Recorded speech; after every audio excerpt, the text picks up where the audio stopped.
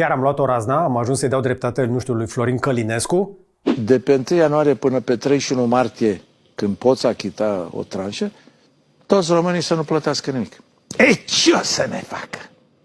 Sau Viorica Dăncilă. Fac în 2026 ceea ce au făcut și în 2025. Impozite și taxe. O guvernare bazată numai pe impozite și taxe suplimentare, pe o împovărare a populației și a mediului de afaceri românesc. Sau o să-i susțin pe nebunia de pe TikTok care zic să nu ne plătim taxele și impozitele decât în sume foarte mici? De ce nu-ți plătești, mă, impozitele? Mai amână-mă cu vreo 2 luni. Nu pot să vând grâu la prețul de acum. N-am de unde să plătesc. Ce-i să-mi faci? Ce-am să-ți fac? Îți iau vita din bătătură, bă! Nu am luat-o încă razna. Dar dacă rămâi până la sfârșitul acestui clip, o să-ți arăt totuși ce impozite aberante o să plătesc eu. Și niște taxe absolut halucinante de la mine, de la Corbeanca. Vrei să vezi taxele și impozitele? Bine, îți dau clickbait ca să te uiți la un material însă greu. Un material care ar trebui să te ajute să înțelegi de ce trebuie totuși să plătim taxe și impozite mai mari, dar nu așa. Serios, nu așa, că acum, cum se întâmplă acum este abuz, este japcă pe față. Dar ca să înțelegi de ce e japcă pe față și ce am putea face un pic diferit, în folosul nostru și al copiilor noștri, mai degrabă întâi al nostru și după aia al copiilor noștri, astăzi o să încerc să-ți explic cui plătești tu de fapt taxele atunci când îți plătești taxele. Hai să vedem cum au transformat așadar politicienii români, adică noi, dependența în strategie și împrumuturile în moștenire toxică. Impozitele persoanelor fizice pe proprietate, case, terenuri, vor fi reașezate, foarte probabil mărite, în așa fel încât calculul acestora să se facă după valoarea proprietății de piață.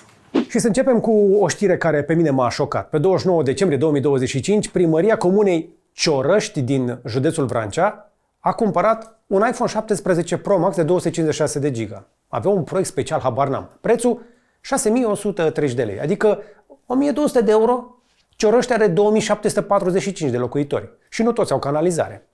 Primarul Nicolae Gabriel Brăicău, ăsta e de la PNL ca să știți, da? Dacă îl întrebați pe Bolojan să știți că e al lui, a recunoscut că telefonul e pentru uzul lui personal, dar ce credeți că o să vă zic altceva? Anterior avusese alt iPhone care s-a stricat.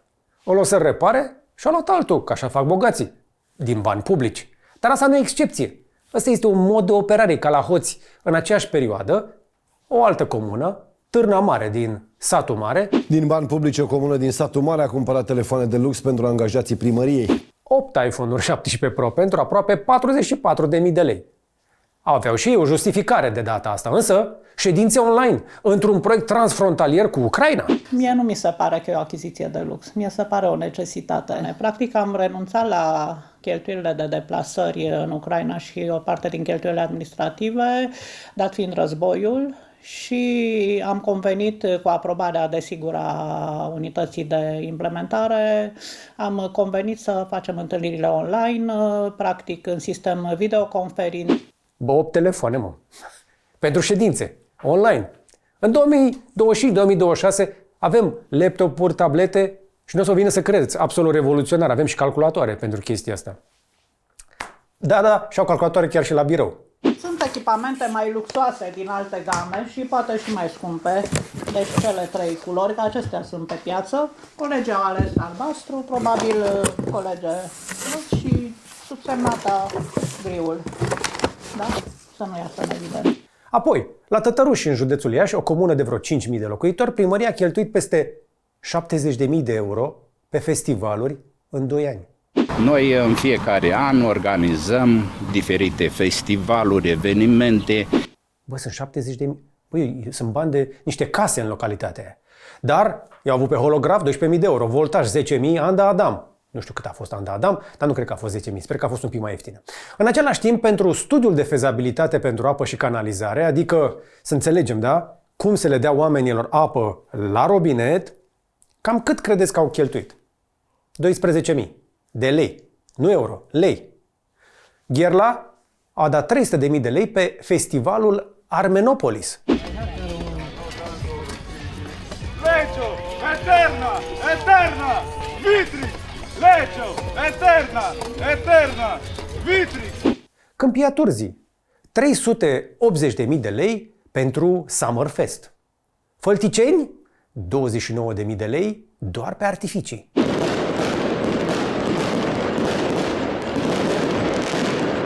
Bă, artificii. Eu aș interzice artificiile, jur, nu le mai suport.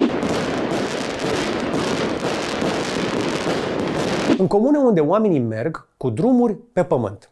Acum o să devin un pic serios și o să vă vorbesc în acest material despre economistul meu preferat. Unul dintre cei mai deștepți oameni care au călcat vreodată pe pământul ăsta. Thomas Sowell. Este economistul american pe care o să mă auziți că îl tot parafrazez pe parcursul acestui material, care spune și descrie perfect situația asta. Citez. Este greu de imaginat o metodă mai stupidă sau mai periculoasă de a lua decizii decât punerea lor în mâinile unor oameni care nu plătesc nici un preț când greșesc. Păi serios acum, gândiți-vă la chestia asta. A zis-o și Cristi Onețiu aici în IGDLCC. Cum faci să-i tragi pe ăștia la răspundere dacă niciunul nu răspunde? Tu gândește-te un pic la bietul primar din Ciorăști. Omul nu plătește nimic dacă comuna rămâne fără canalizare. Comuna plătește dacă îi se strică telefonul. El își ia salariul, își ia iPhone-ul și la următoarele alegeri, dacă aduce suficienți bani de la București, poate chiar câștigă din nou. Câștigat, uite, telefon cumpărat din bani publici.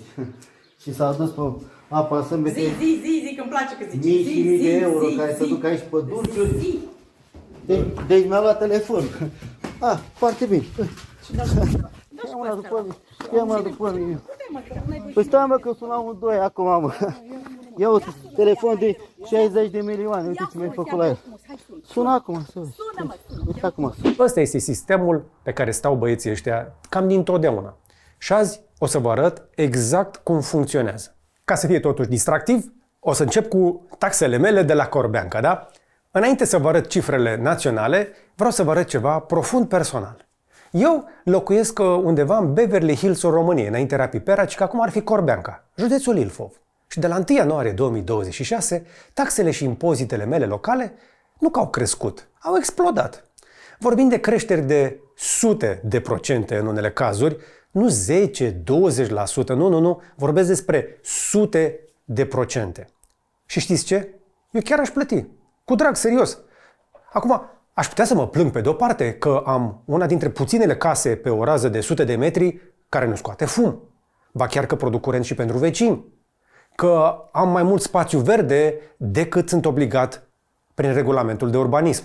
Spre deosebire de mulți dintre vecinii mei care și-au betonat toate curțile. Dar de ce să mă plâng? Că eu îmi permit, nu? Așa că recunosc. Aș plăti cu drag, serios. Aș plăti chiar dublu dacă ar trebui. Pentru că îmi doresc trotuare la Corbeanca. Îmi doresc și iluminat public decent. Da, becuri. În Beverly Hills. Îmi doresc și colectare selectivă, pe bune. Îmi doresc ca mamele să nu trebuiască să meargă pe marginea drumului sau pe trotuar printre mașini. Îmi doresc un transport public care chiar să funcționeze și aș vrea să văd prima mătură pe strada mea. Problema e că nu am nimic din toate astea. Nimic. Nu am trotuare pe strada mea. Am făcut eu un pic de trotuar la un moment dat, după care drumul a fost făcut prost. Noi mergem efectiv pe carosabil, că nu pot să zic șosea, pe care, apropo, tot noi am cărpit-o de vreo 2 ori și acum e iară plină de gropi. Iluminatul public e o glumă. De 8 ani eu îmi luminez strada din fața casei, deși sunt niște stâlpi cu niște becuri chioare pe acolo. Am în schimb o administrație care nici măcar procedura de majorare a taxelor n-a fost în stare să o facă legal. Are tot felul de dușmani și de probleme, dar nu poate respecta legea. Ce să mai spun despre cum ne răspunde la sesizări de urbanism? Uite, pe 23 decembrie, da, în ajunul Crăciunului, au postat un anunț de consultare publică, că trebuia, nu? Pentru ce? Pentru taxele pe 2026. Sună bine, nu? Un pic de transparență, democrație locală, niște cetățeni informați. Doar că în anunțul ăla nu era niciun proiect de hotărâre concret. Nu erau nici sumele propuse, nimic. Nu erau taxele speciale pe care, apropo, le-am primit. Doar copy-paste din codul fiscal. Adică ce? Legislația națională care oricum există și pe care oricum nu pot ei modifica. Și acum, eu ca cetățean, pe ce să dau feedback înapoi? Între niște sarmale de la Crăciun și cele de la Revelion? Serios acum, n-am avut pe nimic, pe aer. Consultarea publică a durat de prin 23 decembrie, dacă aia a fost consultare, până pe 31 decembrie, ora 9 dimineața. Ședința de vot în Consiliul Local, o oră mai târziu, 31 decembrie, ora 10. Acum trebuie să devenim iarăși serioși. Legea transparenței decizionale cere minimum 10 zile calendaristice de consultare. S-au grăbit un pic pentru că se termină anul, nu?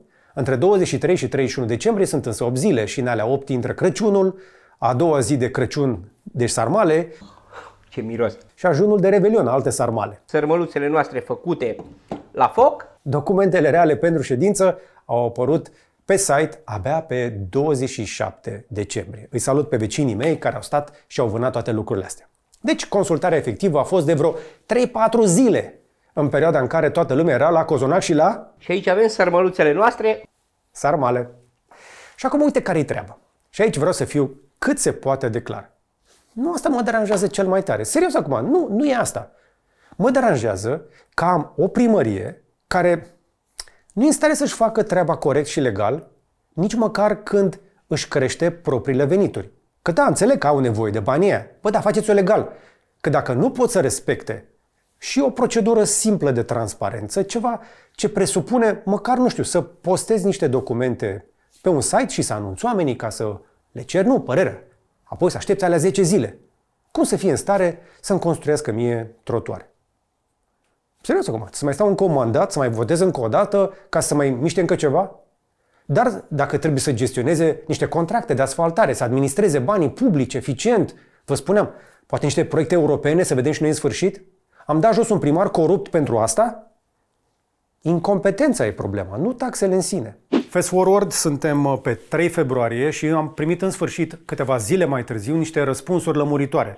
Cifrele alea exagerate la taxe și impozite sunt exagerate nu pentru că aș fi fost eu umflat la taxe, ci pentru că ar exista, se pare, o eroare informatică. Așadar, dacă treci prin Corbeanca, mare atenție că s-ar putea să te trezești cu niște taxe mărite dintr-o eroare de sistem, am înțeles. Cel puțin asta mi-a explicat persoana responsabilă din primărie de la taxe și impozite când am insistat să aflu de unde vine diferența aia. Și varianta scurtă, că am schimbat 14 e-mail-uri timp de mai multe zile, i-am mâncat și persoanele alea timpul, dar nu puteam să plătesc aproape 1000 de euro în plus la taxe și impozite, pentru că am aflat în cele din urmă că, de fapt, mie și familiei mele ni s-au dublat taxele pentru ultimii 5 ani.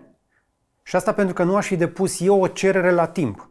Și problema asta e că incompetența de care vă vorbesc eu le dă combustibil ăstora. Fii atent. La începutul lui 2026, pe TikTok și pe alte platforme, a mai apărut un trend. Un bărbat din Suceava a plătit impozitele cu 5 kg de monede. Nemulțumit că de anul acesta are de plătit mai mult către stat, bărbatul s-a dus la ghișeu cu monede de 5, 10 și 50 de bani. Nu asta. Ci oamenii care se filmează făcând sute de plăți foarte mici, de la un ban sau un leu pe ghișeul.ro. Deci băiatul ăsta ne arată cum să-ți plătești impozitul la stat în așa fel încât statul să iasă pe minim. Degeaba, românul e inventiv. Fiți atenți! Dacă statul mă arde, ai să îl lași, da? 0,10 bani. Deci fiți atenți, înainte plăteam 150, acum plătești 600 de lei. Îi plătesc 0,10, nu plătește. Nu o să le mai găsești pe toate, că am fost șters, să zic imediat de ce. Ei zic protest prin fragmentarea plății. Logica? Da, platforma permite plăți parțiale. Dacă faci 500 de tranzacții de câte un ban în loc de o singură plată, generezi costuri de procesare bancară uriașe pentru instituție. De ce? Conform modului de funcționare de pe ghișeu.ro, primările și-au asumat că vor plăti ele comisioanele per tranzacție, uneori mai mari în cazul ăsta decât suma încasată. Și acum oamenii o să zică, am tras-o noi primăriei. Puneți aici schema. Comision 0, dar nu plătim comision. În schimb plătim 0,10 bani. Statul, orice încasator prin bancă plătește comision 0,20 de bani minim. Dacă îi plătește statului 0,10 bani, el iese pe minus cu 0,10 bani. Pentru că e 0,20 de bani minim tranzacție la orice comision. Și pleacă plata, și s-a finalizat tranzacția, dragilor. O nouă formă de protest inteligentă. Plătești 0,10 bani taxele și impozite către stat, cât mai des, până la finalul anului, și statul este comisionat prin tranzacțiile interbancare, dacă nu e moca nici la stat.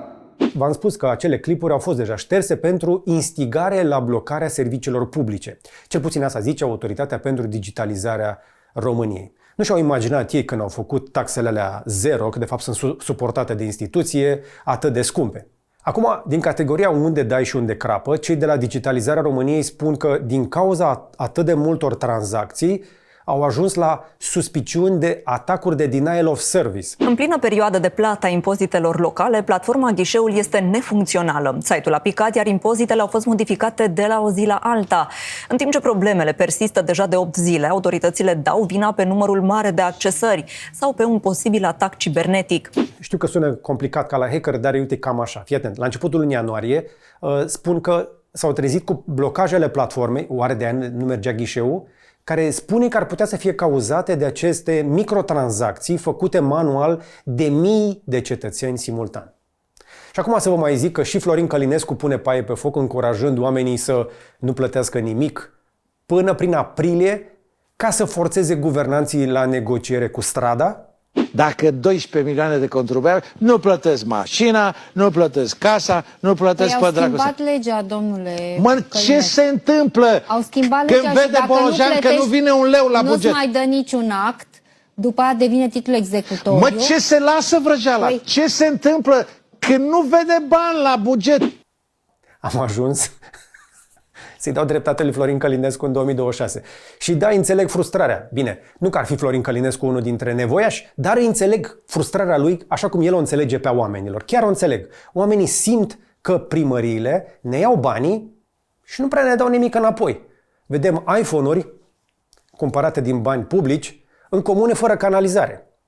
Vedem tot felul de festivaluri și artificii, holograf, în sate fără apă curentă. Și oamenii se simt neputincioși, că de-aia vor să răstoarne masa. De-aia am avut un vot cu ba pe amătii. Dar ghiciți ce? Dacă primăria pierde bani pe comisioane de procesare a tranzacțiilor, cine credeți că plătește diferența? Tot noi! Contribuabilii, cei care contribuie, ca și cum practic ai da foc, nu știu, proprii case, ca să le enervezi pe proprietar. Satisfacție maximă pe moment, consecințe pe viață. Dar pentru tine, nu pentru altcineva. Deci soluția nu este să sabotezi sistemul. Sistemul, în cazul ăsta, suntem chiar noi. Soluția e să înțelegi cum funcționează, de ce e stricat și să ceri schimbarea reală. Și exact asta facem azi. Îți promit că o să merită. O să vă arăt cum am ajuns aici. Lapte și miere în programul de guvernare a lui Marcel Ciolacu. Cu un an înainte de 4 rânduri de alegeri, curg promisiunile. Prețurile vor scădea, salariile și pensiile vor crește, iar dezvoltarea țării va fi făcută prin patriotism economic, noul concept PSD. Nu vom mai fi sclavii moderne ai Europei, s-a gândit noul premier. Multe dintre reformele anunțate nu au însă surse de finanțare în condițiile în care statul este dator vândut. Cum funcționează de fapt sistemul care ne permite să avem primari cu iPhone în comune fără canalizare? De ce politicienii preferă în continuare să țină mii de primării mici și dependente în loc să facă reformă, nu? Și o să mai vedem și cine a luat împrumuturi record în numele nostru. Pentru că fiecare dintre noi a devenit mai sărac prin datorii pe care nu știai că le-ai făcut doar în ultimii 2 ani. Unde s-au dus banii ăia? Și cel mai important, cine plătește nota de plată la final? A rămas surprinsă când a văzut cu cât i s-a majorat impozitul pentru casă. Dublu, exact dublu. Dar trebuie să înțelegem și situația care este, nu? Suntem în deficit cu toate. Trebuie să vorbim în primul rând de cele 2 Românii. Și că Banca Mondială vorbește de ani de zile despre cele 2 Românii. Le știm și noi. Sunt cei de la oraș, România urbană, modernă, integrată în Uniunea Europeană, care seamănă mai mult cu Uniunea Europeană decât cu restul României. Vorbesc de București, Cluj, Timișoara, Iași. Sunt orașe care au mall-uri, corporații, salarii decente, autostrăzi nu peste tot, dar hai să zicem, au cât de cât infrastructură. Cealaltă Românie e aia rurală, de la țară, săracă. Și ăsta e cuvântul cheie. Izolată. Nu e izolată geografic, ci e izolată de prezent și de viitor. Orașele mari de mai sus se hrănesc din munca ieftină a celor care încă migrează din sărăcia asta către metropole. La fel cum și Occidentul s-a hrănit din zona aia, dar nu știu câți oameni săraci mai pot să mai vină de acolo. Hai să vă dau cifrele, că cifrele nu mint. Uite, la canalizare, la nivel național, 60,7% dintre români sunt conectați la rețeaua publică de canalizare. În mediul urban, la oraș, aproape toți, 99,3%. Toată lumea. La țară, în mediul rural, 19%. Până și unde e disponibilă canalizarea, apropo, unii aleg încă Haznaua ca și vecina mea bogată. Asta e altă poveste pentru altă zi. Deși mulți români încă se spală la lighean și merg la toaletă în fundul curții, sute de milioane de lei destinate celor care vor să se racordeze la canalizare riscă să rămână necheltuite. Oamenii nu par interesați de programul Prima Conectare, așa că Administrația Fondului pentru Mediu a prelungit termenul de depunere până la epuizarea banilor, în speranța că va avea mai mult succes. Dar ați auzit bine. Asta înseamnă că 4 din 5 români de la țară nu au canalizare în 2026. În Uniunea Europeană, aici, la noi, în Occident. Oamenii folosesc în continuare fose septice, asta dacă s-au mai civilizat un pic, sau direct latrine și hasnale prin curte. Ca acum, nu știu, 100-200 de ani. România are cea mai mică rată de conectare la canalizare din întreaga Uniune Europeană. Ne-am obișnuit cu chestia asta, nu? Într-un răspuns pentru știrile ProTV, Administrația Fondului pentru Mediu susține că dosarul de înscriere nu este stufos, dar că pentru reușita programului este nevoie și de implicarea autorităților locale. La apă curentă, la nivel național, vreo 3 din 4 suntem conectați, 77,6%. În urban, aproape toți, spre 98%. În rural, 41%. 59% din locuitorii satelor românești nu au apă curentă la robinet. 711 localități din România nu au deloc rețea de apă. Zero, nimic. Stau la fântână. Oamenii care apă de la fântână sau de la o cișmea. Bine, mai care de la cișmea și de la noi, în Corbeanca, ca să nu plătească la Raja. Da? Din nou, altă discuție. Acum nu vorbim doar de cătune uitate de lume, da? Există și orașe, nu sate, orașe care încă nu au sistem public de apă în țara asta. Și asta nu e doar o chestie de lux.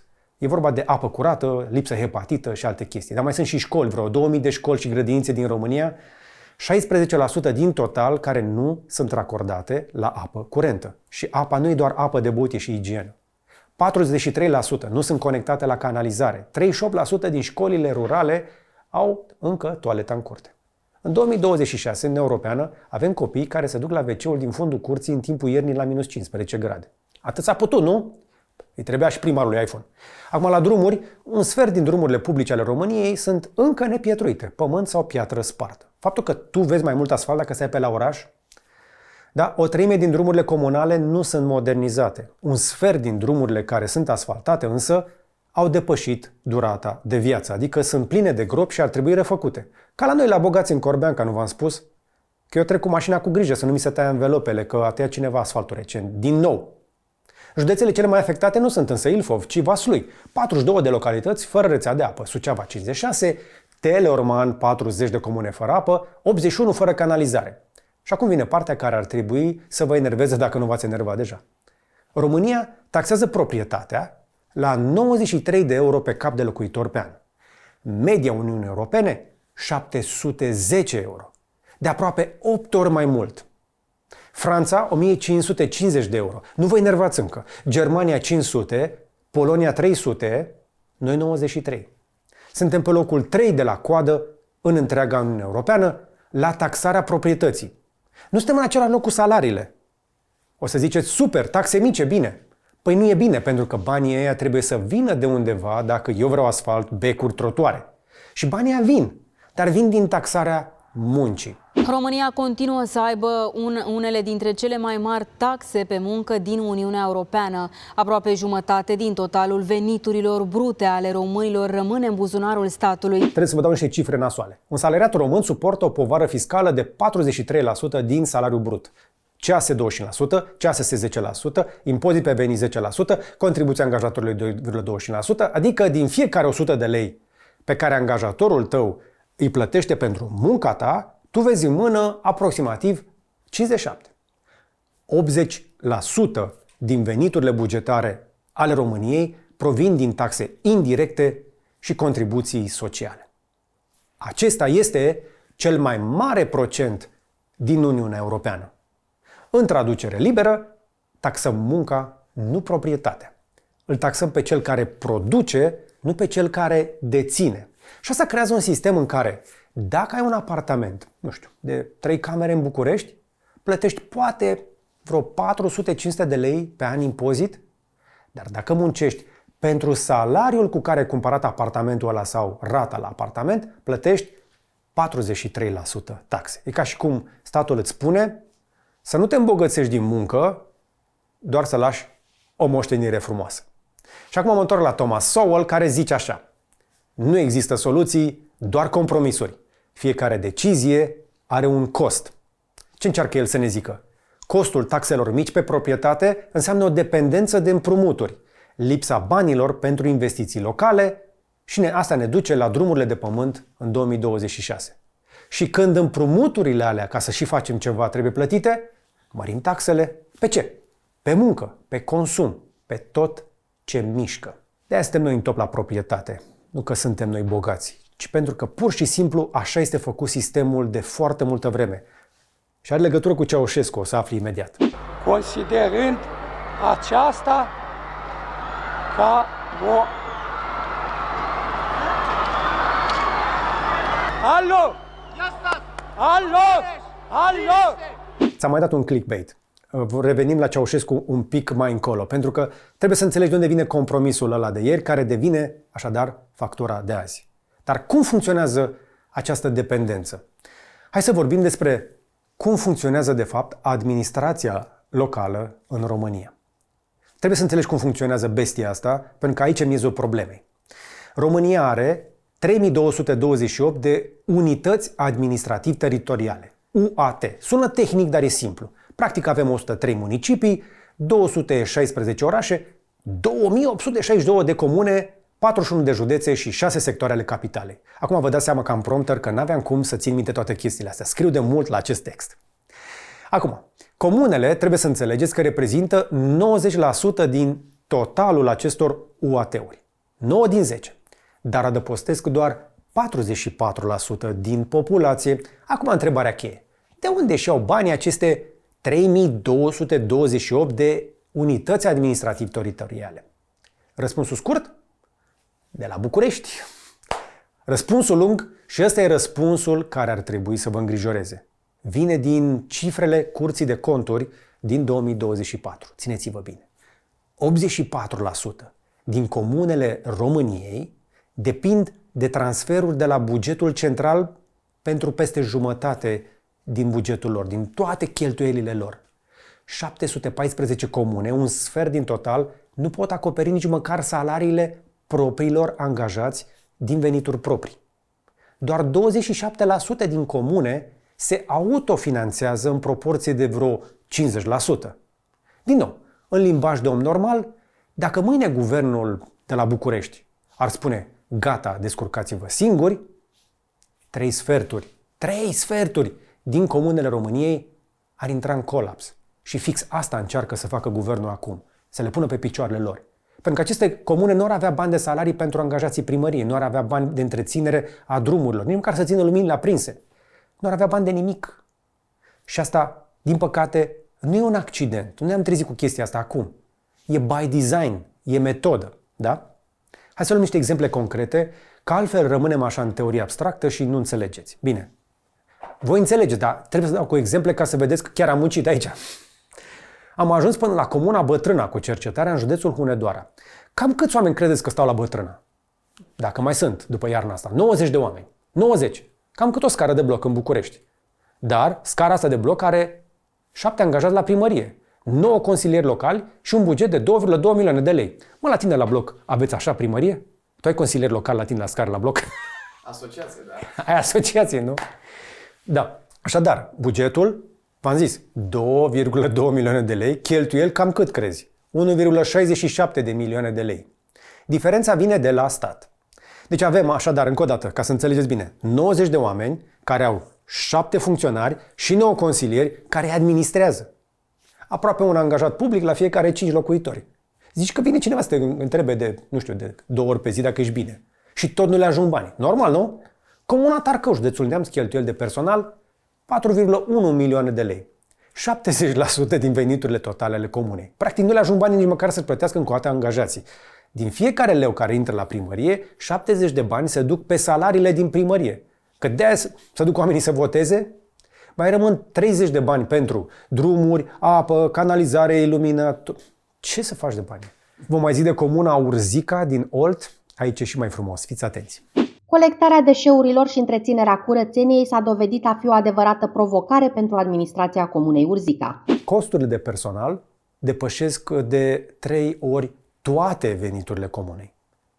Și totuși, Cum supraviețuiește? V-am zis mai devreme, transferuri de la bugetul central, de la fondul de rezervă de undeva, adică bani luați de la cine? De la contribuabili din toată țara și trimiși într-o comună care, matematic vorbind, nu ar trebui să existe ca entitate administrativă separată, n-a nimic cu oamenii aia. Apropo, Teleorman conduce clasamentul. 66 din 92 de comune nu își pot plăti salariile din venituri proprii. Că de-aia pun atât de mulți oameni în autocare de fiecare dată când sunt chemați la București, nu? Să le fie rușine la toți în Parlament care doarme și nu stau pe scaun, să muncește pentru țara noastră! 12 autobuze aparținând societății de transport a municipiului Buzău au plecat spre capitală sâmbătă după ora 16 cu aproximativ 400 de membri PSD pentru a participa la mitingul din Piața Victoriei. Oamenii trebuie mobilizați și ei cumva, nu? Și acum întrebarea pe care ar trebui să vă puneți. De ce există încă aceste comune după mai mult de 35 de ani de la Revoluție? De ce nu s-au comasat până acum?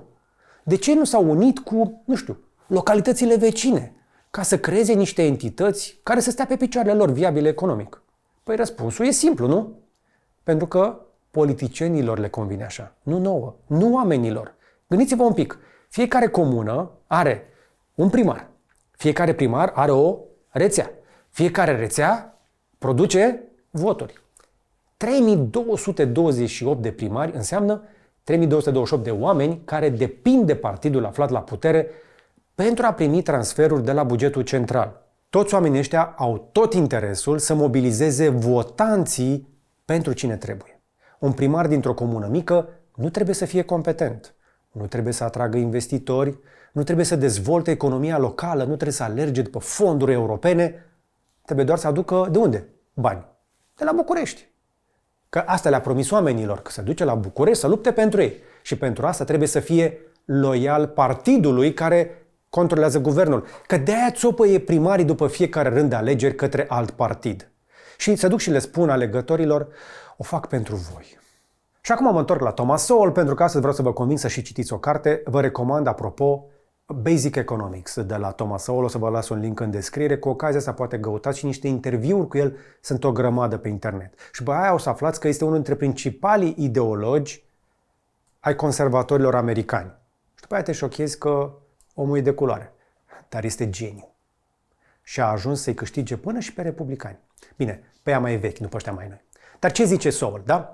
Când vrei să ajuți oamenii, întrebi ce funcționează. Când vrei să ajuți politicienii, întrebi ce sună bine.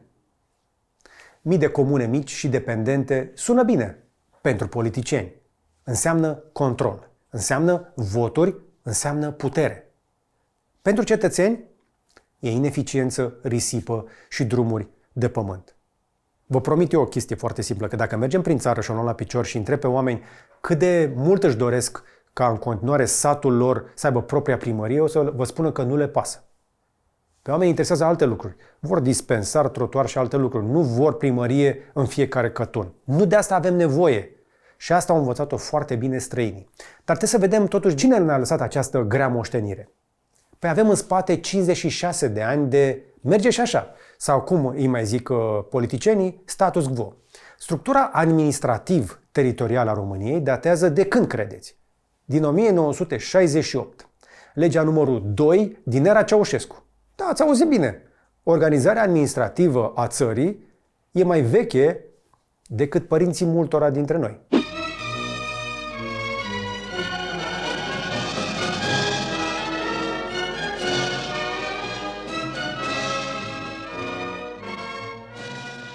Ei bine, de pe atunci s-au mai făcut aproximativ 200 de ceva modificări legislative. S-au modificat prin locurile esențiale, dar nu prea. Toate sunt cosmetice, nicio reformă fundamentală. Acum, politicienii știu că legea e defectă și chiar s-au făcut ceva încercări, toate eșuate, de a o repara. În 97, guvernul Ciorbea, primele propuneri postcomuniste de reorganizare, da? Care sunt blocate chiar înainte să ajungă în Parlament. Era cam de vreme.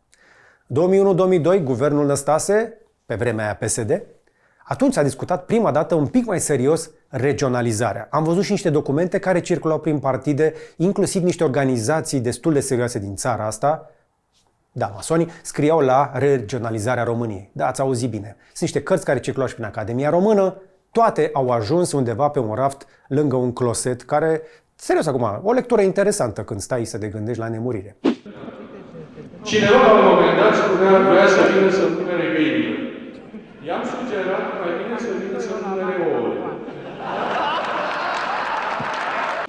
Toate s-au abandonat rapid după ce opoziția a strigat în Parlament: vor să ne ia Transilvania. Ăștia vor federalizare.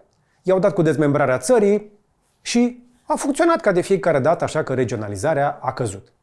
În 2013-2014, guvernul Ponta cu Liviu Dragnea, la dezvoltare regională pe vremea aia, alea au fost cele mai avansate discuții de până acum pentru regionalizare.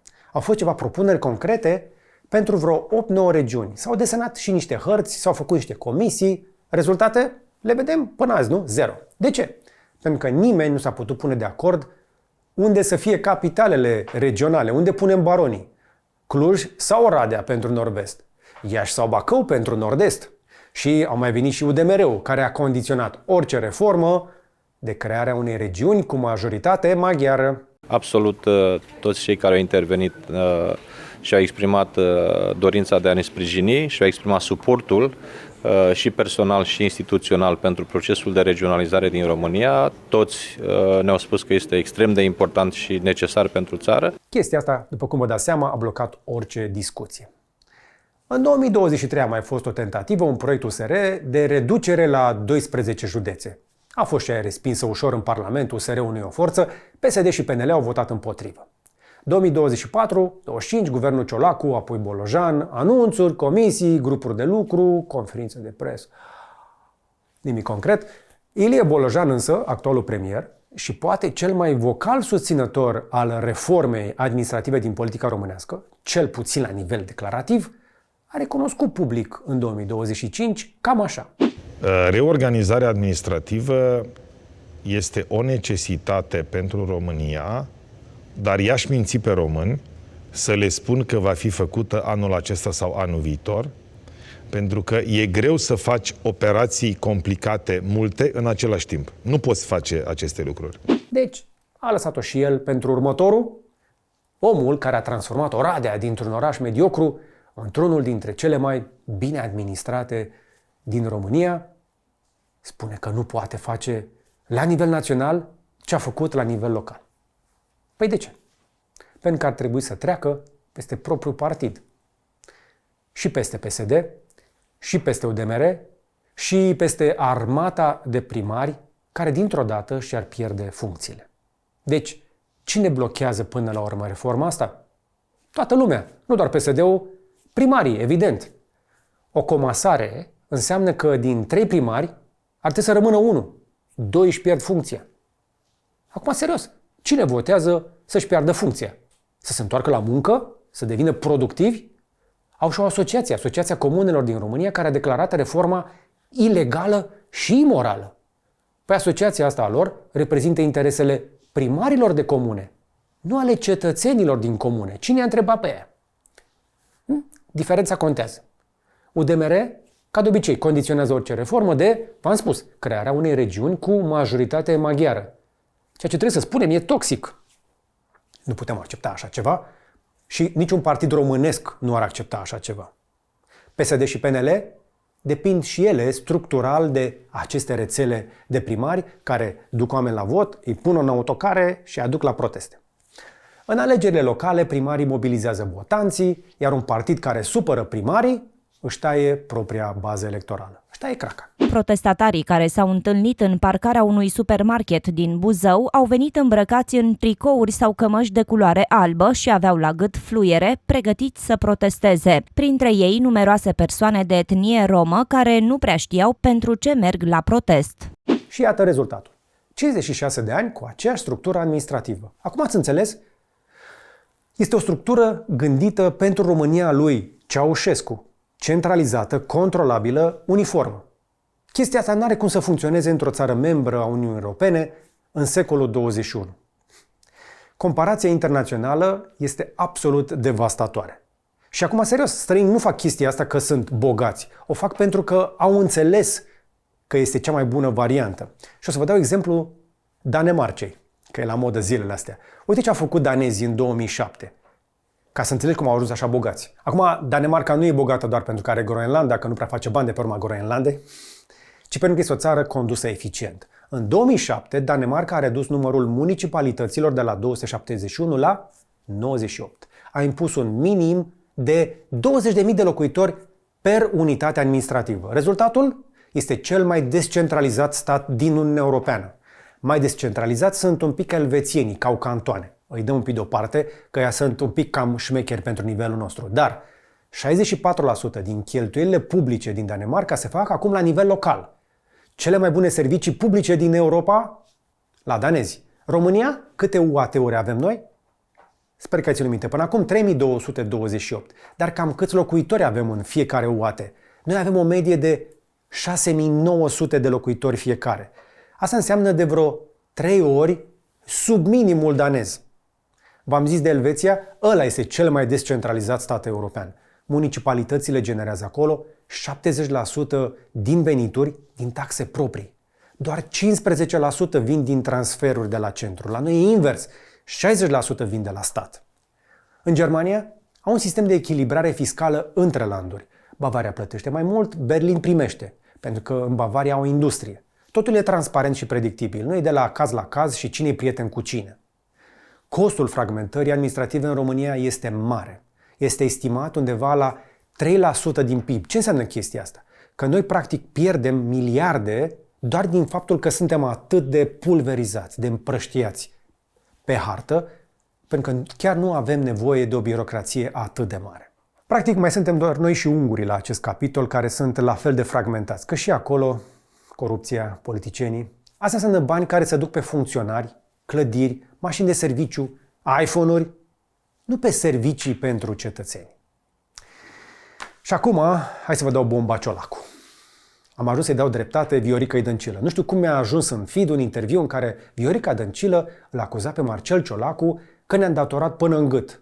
Dacă în 2019 datoria publică pe 30 de ani era 373 de miliarde de lei, acum avem 1100 de miliarde. Deci în 6 ani au triplat datoria publică de pe 30 de ani. Auzisem niște cifre, dar m-am șocat. 514 miliarde în 2 ani? Ăsta este adevăratul elefant din încăpere. Împrumuturile. Guvernul Marcel Ciolacu a condus România cam de prin iunie 2023 până în mai 2025. N-a fost chiar așa mult la putere pe hârtie.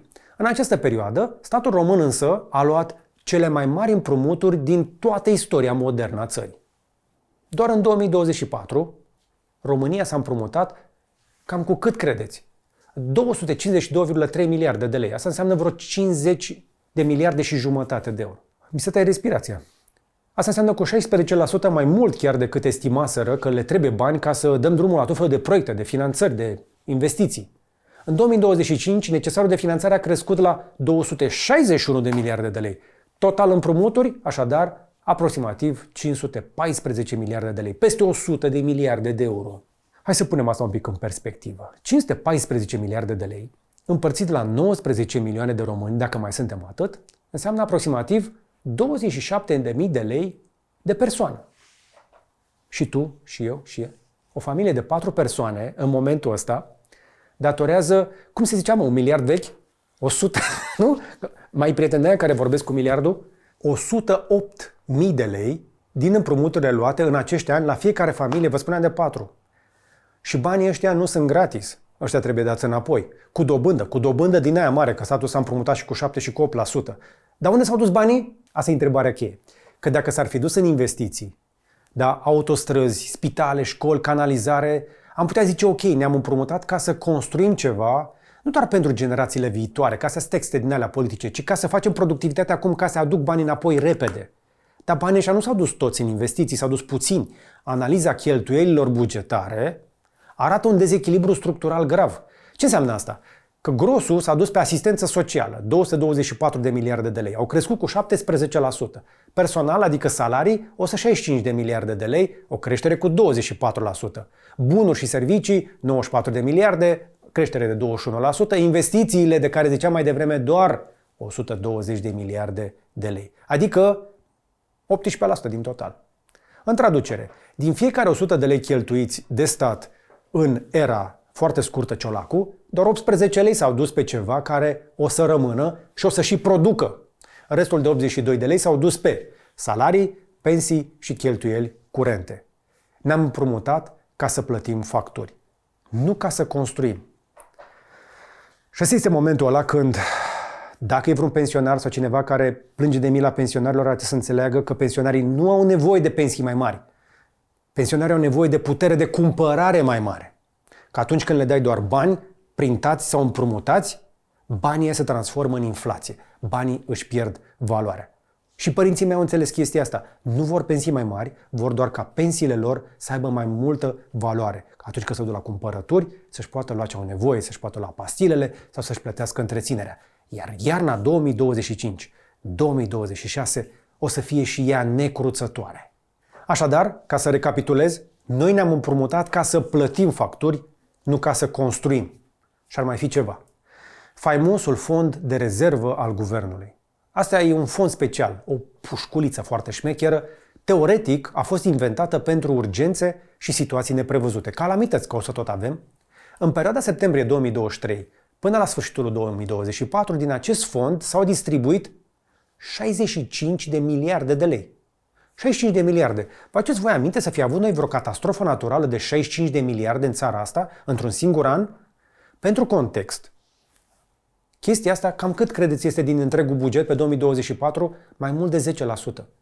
Și e mai mult decât au cheltuit toate guvernele precedente din acest fond în ultimii 15 ani la un loc.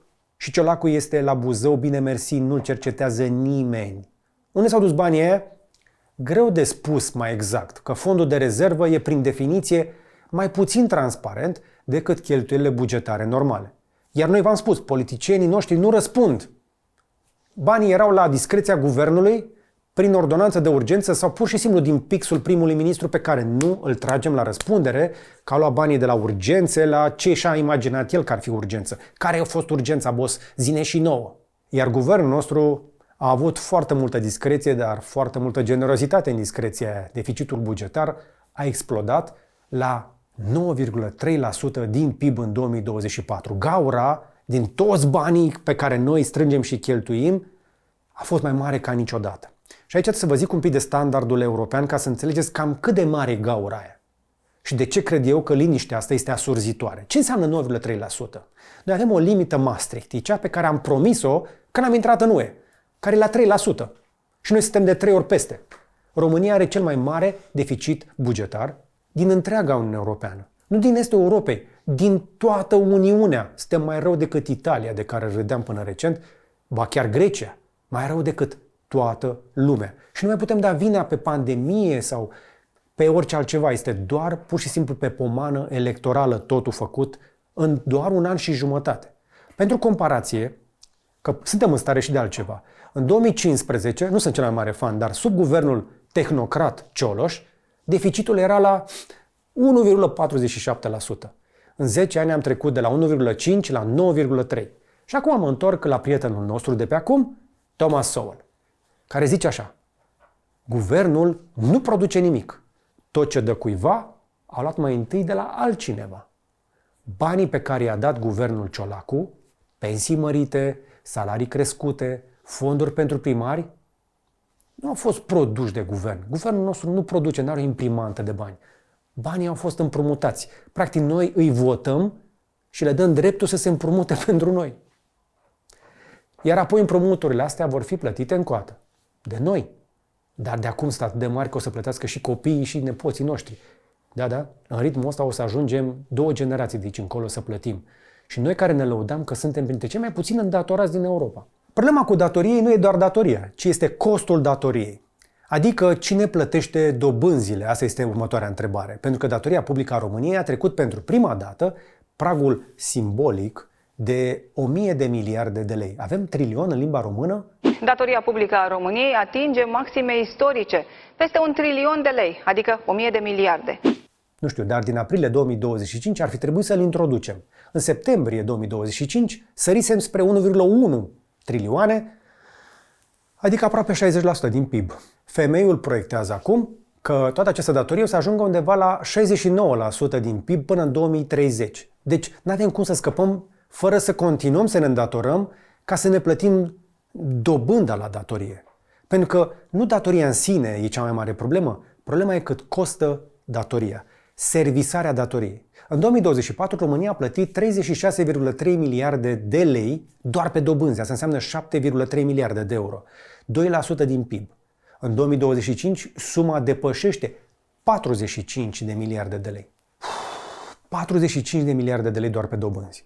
Nu pe datorie. E ca atunci când plătești credit la bancă, da? Și când te uiți în scadențar acolo, grosul, datorie e separat. Plătim foarte puțin din ea. Cu 45 de miliarde de lei în loc să dăm pe dobânzi, puteam să construim 900 de kilometri de autostradă. Puteam să conectăm la canalizare toate satele din România, ale de mai devreme, care vă spuneam că nu au. Puteam să renovăm toate școlile care nu au apă curentă. Cu tot cu șpăgi. Dar în loc să facem investiții, ce am făcut noi cu banii aia? Îi dăm la bănci și la investitori. De ce?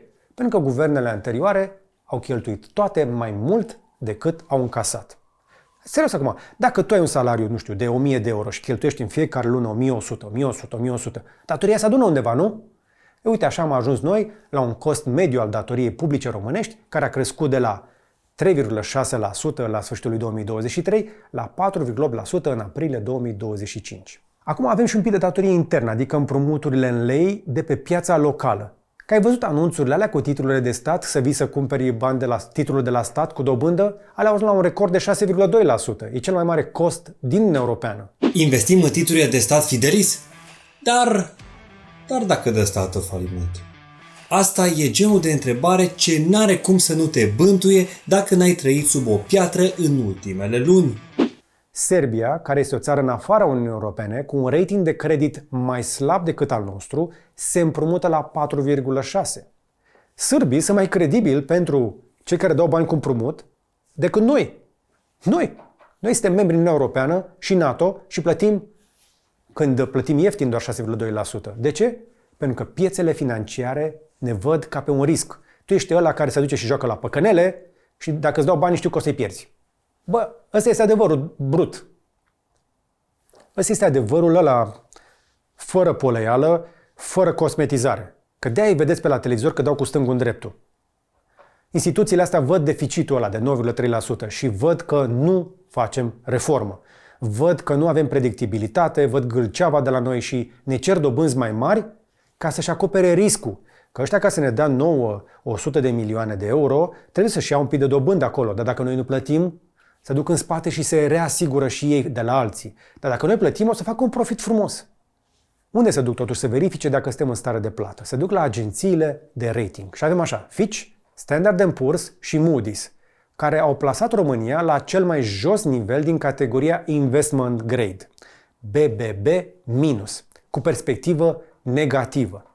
Ca să înțelegeți, ăștia mari nu trăiesc în România, da? Ăia care au bani mulți și vor să dea cu împrumut zic, ok, unde putem să dăm bani? Dăm bani în America, dăm bani în Anglia, dăm bani în Germania și ar mai fi niște țări care dau niște dobânzi interesante, dar e cu risc.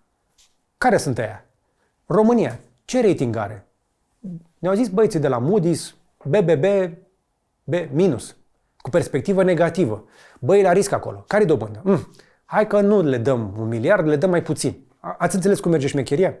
Sunt discuții cruciale la această oră la Ministerul de Finanțe. România negociază cu Agenția de Evaluare Financiară Fitch despre situația ratingului de țară. Agenția a transmis un avertisment dur. Dacă nu sunt luate măsuri clare de redresare fiscală, România riscă retrogradarea la categoria junk. Nu ne mai lipsește un singur pas în jos și trecem de la investiție cu risc la gunoi. Junk. Asta înseamnă junk. Gunoi.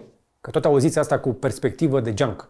Asta înseamnă dobânzi și mai mari dacă ai de la cine să iei bani. E un acces mai greu la finanțare și ajungi să te învârți într-un cerc vicios pe care nu-l mai poți sparge decât cum? Atunci când tai în carne vie. Cum a făcut băiatul ăla din Argentina.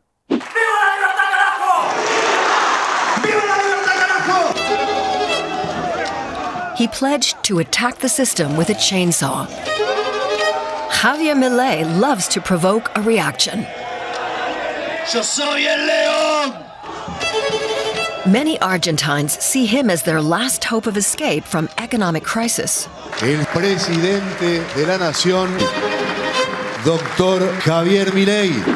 Da? Vrem ca în Argentina? Aia e direcția. Întrebați-i însă pe argentinieni cum a fost acolo în ultimii 10 ani. Nu cred că vrem. Și acum hai să vorbim de proiecția pentru 2026. România va avea cea mai mare pondere a veniturilor bugetare alocată dobânzilor din întreaga Uniune Europeană. Adică 9,6% din venituri, din tot ce facem, se duce acolo. 1 leu din 10 colectați de stat se duce pe dobânzile de la datorii. Acum hai să facem un calcul simplu. Avem așa, 45 de miliarde de lei pentru dobânzi, îi împărțim la 19 milioane de români, asta ne duce undeva la 2370 de lei de fiecare persoană pe an. O familie de 4 persoane contribuie cu vreo 10.000 de lei pe an doar la dobânzi, nu la rambursarea datoriei.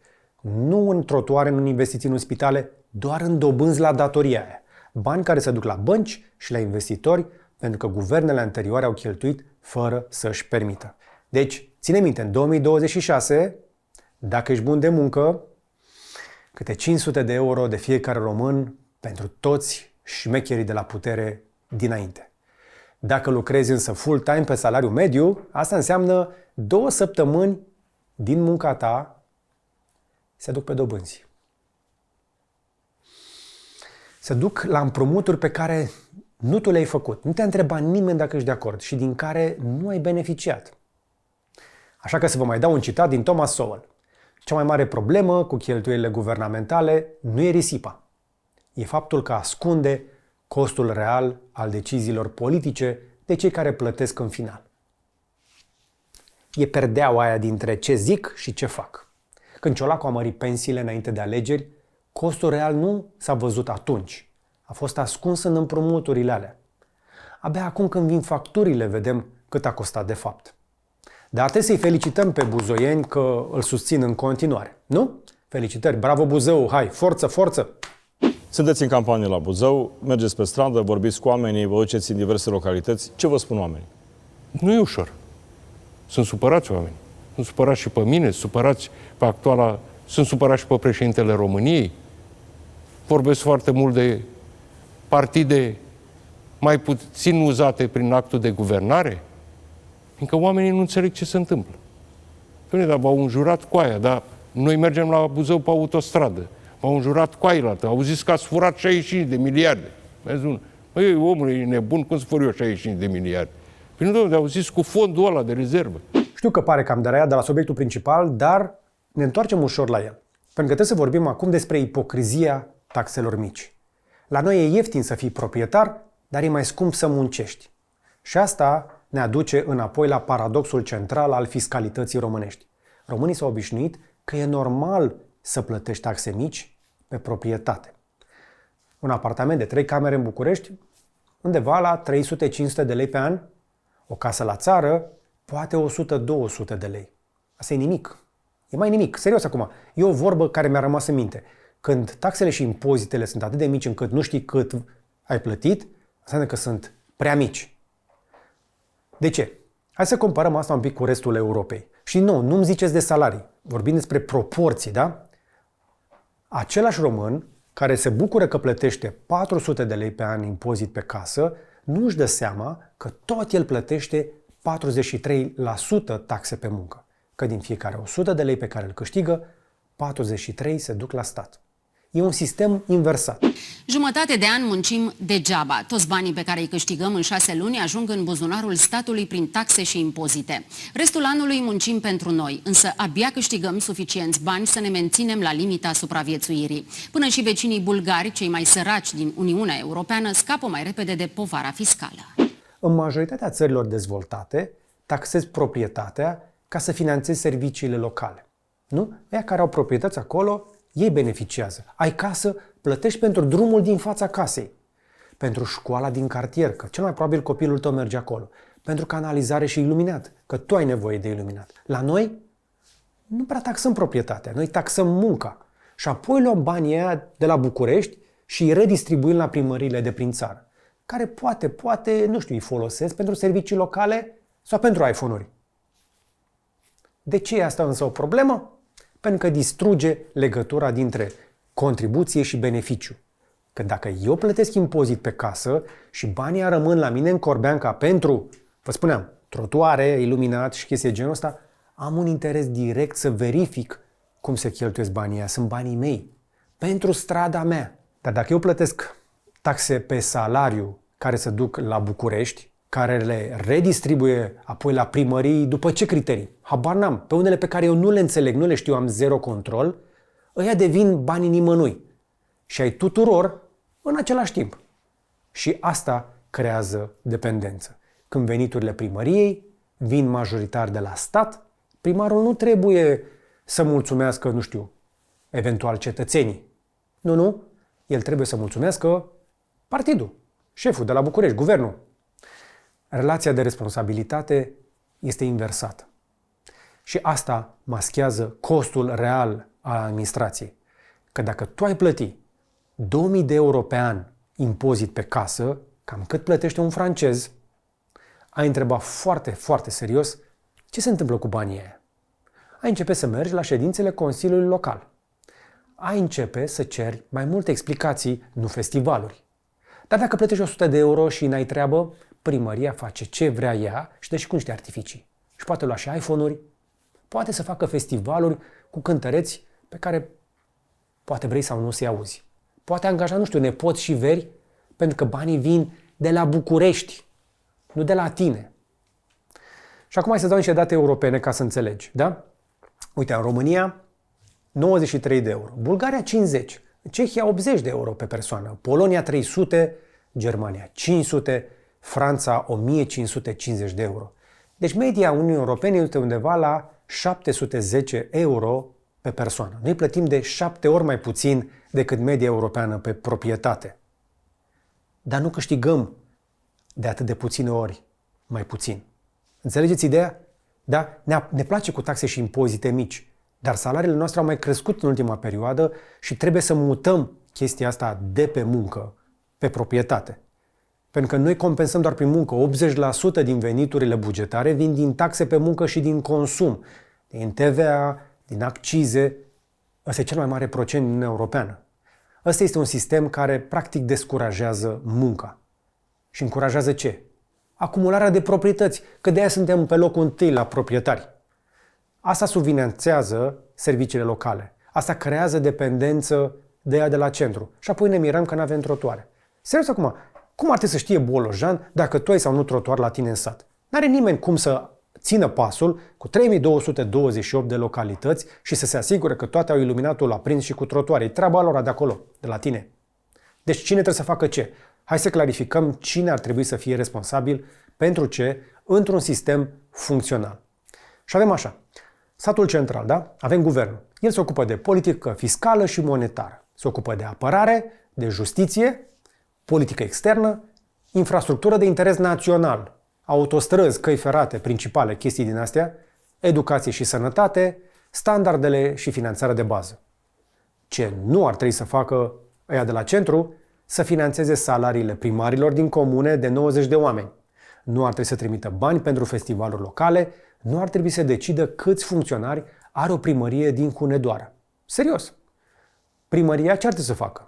Păi administrația locală trebuie să se ocupe în primul rând de drumuri locale, trotuare, apă și canalizare, iluminat public, curățenie, salubrizare, spații verzi și parcuri, da, chiar și din fonduri europene, nu așa de multe beculețe, ci poate mai multe servicii de calitate. Avem nevoie și de servicii sociale locale, finanțate din taxe locale, nu din bani parașutați de la București, nu din ce aduce primarul când se duce cu jalba în proțapă pe la nu știu ce minister de aici, din București.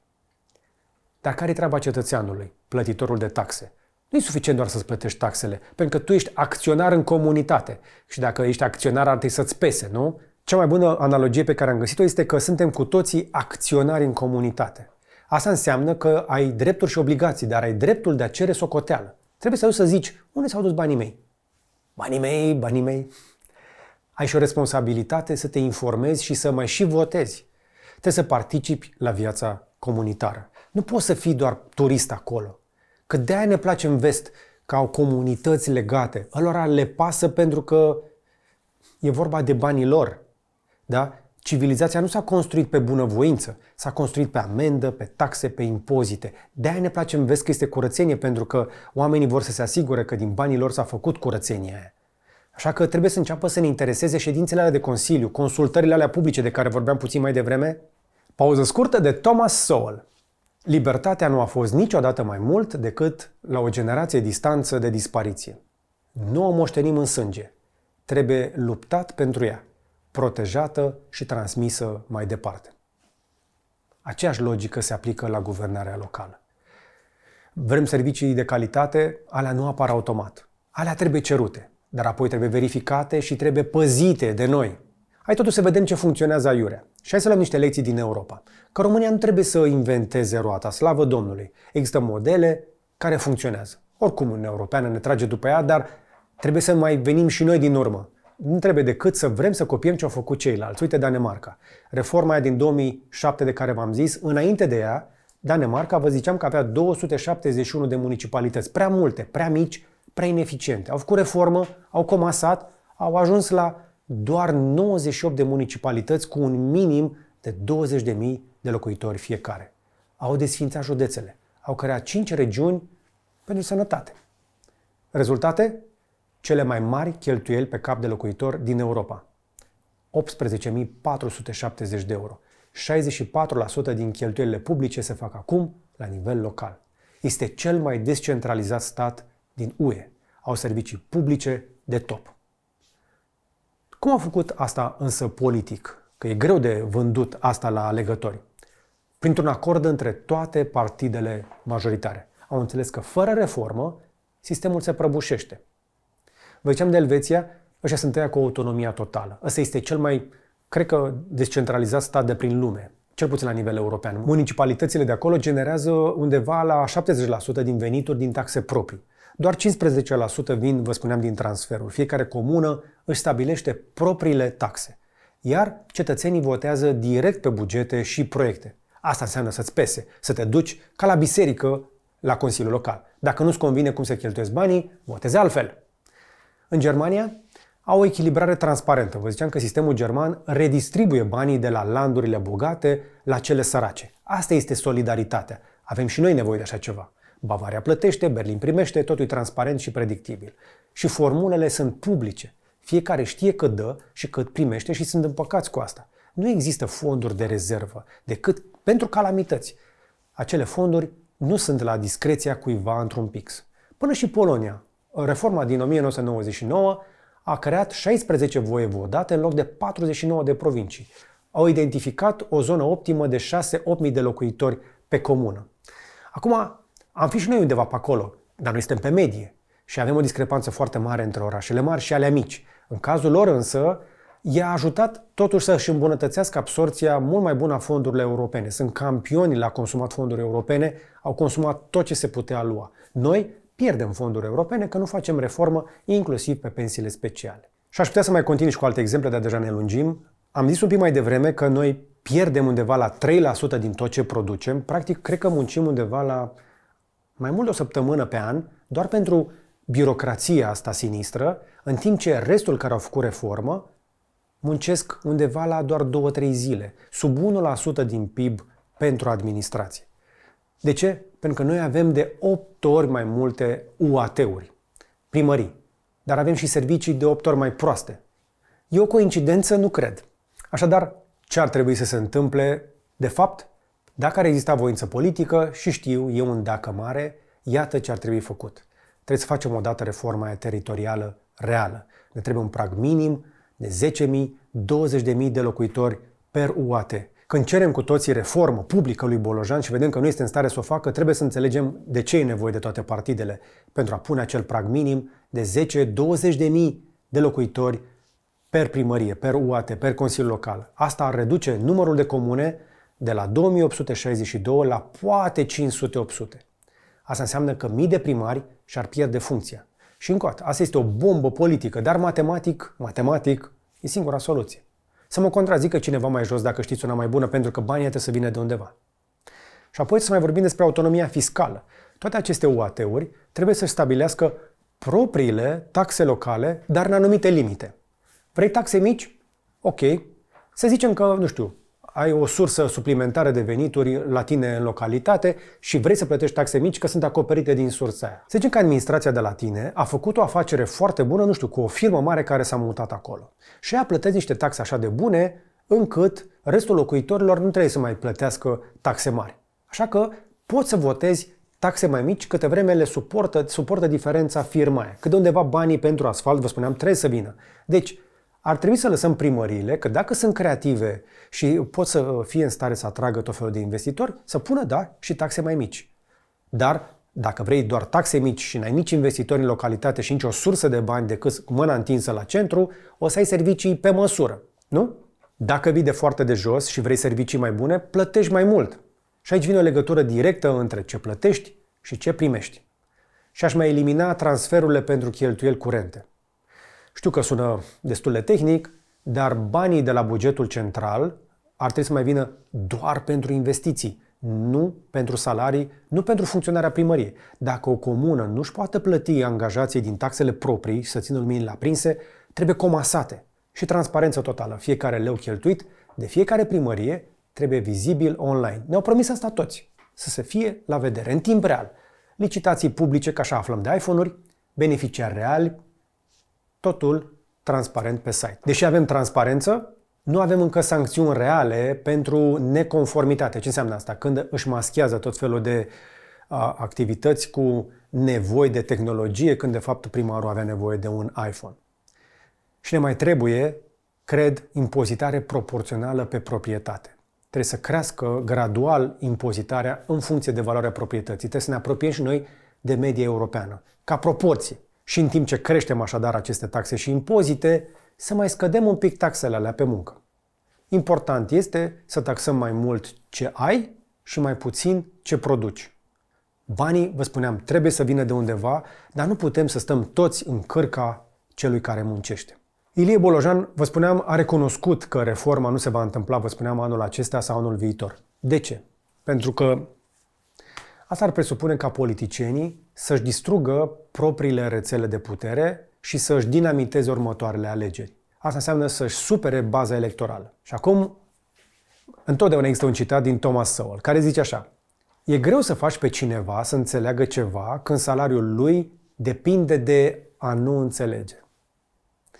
Salariile politicienilor români depind de a nu înțelege necesitatea reformei sau de a amâna la infinit. Că dacă te duci și întrebi, o să spună că au altă treabă și sunt foarte ocupați, când de fapt astea sunt lucrurile cu adevărat urgente. Ce poți face însă tu? Și aici ajungem la partea cea mai importantă. Dacă nu ai plecat nici până la punctul ăsta, serios, ești foarte rezistent. Hai să zic ce poți face tu ca cetățean în fața acestui sistem. Eu am început să fac lucrul ăsta și am început să devin activist, deși nu asta mi-am dorit. Trebuie să te informezi. Trebuie să intri pe site-ul primăriei tale, trebuie să te uiți la buget, să verifici licitațiile pe SEAP, că sunt publice. Vezi cât se cheltuiește pe salarii. Ai dreptul legal la această informație. Uite, trimite o solicitare cu legea 544 pe 2001, care îți garantează accesul liber la informațiile de interes public. Bună ziua! Prin prezentă vă rog să-mi comunicați care sunt salariile, care este organigrama, câți oameni lucrează și așa mai departe. Și poate așa descoperi pe cine a mai angajat primarul la tine în localitate. Apoi trebuie să participi la ședințele Consiliului Local, care sunt publice. Trebuie să, apropo de chestia asta, trebuie să te înscrii la multe dintre ele, că o să zică ăia de la Consiliul Local că nu avem spațiu. Dar trebuie să ofere acces, sunt obligați să ofere acces, dar nu spun la câți oameni. Dar dacă te înscrii din vreme, o să ajungi sigur în sală. Da? Du-te măcar la o ședință de Consiliul Local și pune măcar o întrebare. Ai dreptul să pui întrebări și să le ceri explicații celor pe care tu i-ai votat. Nu o să-ți vină să crezi. Nu trebuie doar să-i votezi odată la 4-5 ani.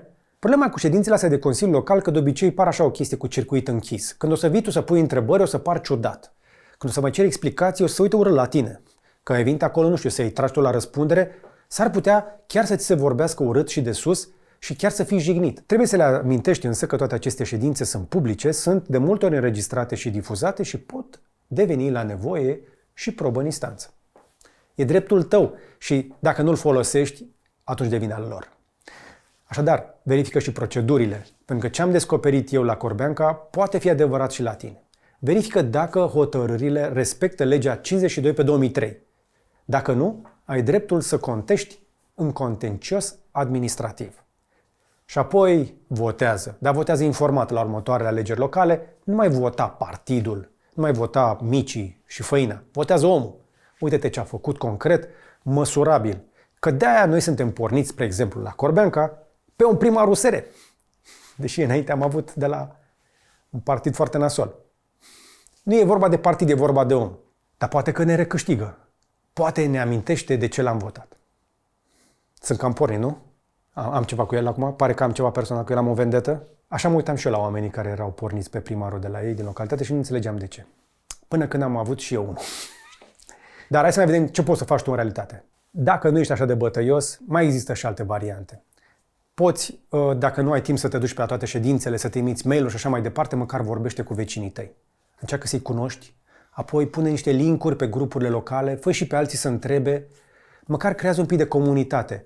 Nu e nimic mai periculos decât vreo 2, 3, 4 vecini care încep să discute între ei la nivel local. Vă spuneam, democrația asta locală funcționează doar dacă cetățenii sunt activi, se cunosc și vorbesc între ei mai des de o dată pe lună. Hai să recapitulăm și să ne apropiem de final. România funcționează acum într-un cerc vicios fiscal. Avem taxe mici pe proprietate, avem primării dependente de bani parașutați de la centru, avem lipsa responsabilității locale, avem cheltuieli ineficiente, ca să nu zic mai rău, avem o gaură la buget, îi zicem deficit, avem împrumuturi cu dobânzi mari, taxe viitoare mai mari, iar cifrele de reținut sunt 9,3%, deficitul bugetar din 2024, 514 miliarde de lei, împrumuturi de peste 1000 de miliarde de lei datorie publică și doar dobânzi de 45 de miliarde. 81% din populația rurală nu are canalizare, dar plătim 93 de euro versus 710 euro impozit pe proprietate, față de media europeană. Povara pe salarii la noi este la 43%. Și cu asta mă întorc iarăși la Corbeanca, la taxele mele majorate. Da, sunt interesante, nu? Avem tot felul de taxe speciale, taxe de salubritate, taxe de câini chiar. Și le-aș plăti pe toate cu drag. Chiar aș plăti, vă spun, pentru că vreau civilizație. Vreau un trotuar pe care să nu mă împiedic pe întuneric. Dar nu am încredere acum că banii mei vor ajunge acolo unde trebuie. Poate și anul ăsta iarăși dăm credit pentru că nu am văzut un contract social. Nu am văzut o promisiune că dacă veți plăti aceste taxe și impozite vom face lucrurile astea. Am văzut doar niște echipamente, niște utilaje de dezăpezire și ceva comunicare destul de vagă în iarna asta.